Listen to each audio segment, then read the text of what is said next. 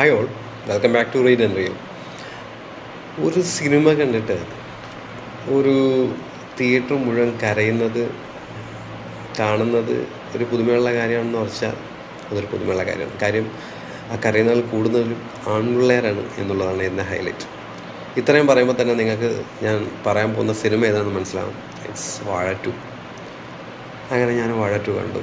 കുറച്ച് ദിവസമായി. നല്ല റിവ്യൂ ഇടാൻ പറ്റിയെന്നാണ്. പക്ഷേ എന്ത് പറയണം എന്ന് ഒറ്റവാക്കിൽ പറയാൻ കഴിയുന്നില്ല. കാരണം ഞാൻ ആ സിനിമ കണ്ടിട്ട് ഞാനും എൻ്റെ കൂട്ടുകാരോടാണ് കണ്ട സിനിമ കണ്ട് ശരിക്കും പറഞ്ഞാൽ ഒരുപോലെ കണ്ണ് രണ്ടും ഒരുപോലെ നിറഞ്ഞു ഒഴുകുന്നുണ്ടാവും. ഫസ്റ്റ് ഹാഫ് ത്രൂ ഔട്ട് നമ്മളെ നന്നായിട്ട് ചിരിപ്പിച്ച് ഒരുപോലെ കൊണ്ടുപോയിട്ട് സെക്കൻഡ് ഹാഫിൽ നമ്മൾ കരയുന്നത് സത്യം പറഞ്ഞു കഴിഞ്ഞാൽ അതൊരു ചോദിക്കും എന്നാൽ ആ ഫുള്ളി ഒരു സങ്കടം അല്ലെ സാഡ് മൂവിയാണോ? അല്ല, ഇറ്റ്സ് ട്രൂലി ഇമോഷണൽ.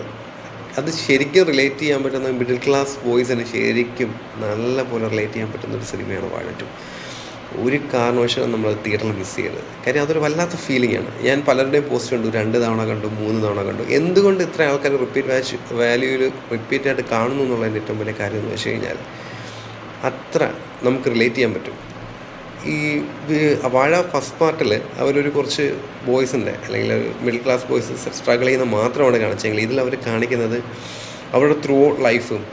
അതുകൂടാതെ വിപിൻ ദാസ്, എൻ്റെ റൈറ്ററായ വിപിൻ ദാസ് അതിൽ ചെയ്തിരിക്കുന്നത് അവരുടെ ലൈഫിൽ അവർ നേരിടുന്ന ബുദ്ധിമുട്ടുകളും അതുപോലെ തന്നെ അബ്രോഡ് പോയി കഷ്ടപ്പെടുന്ന സാധാരണക്കാരായ ചെറുപ്പക്കാരുടെ കഥ.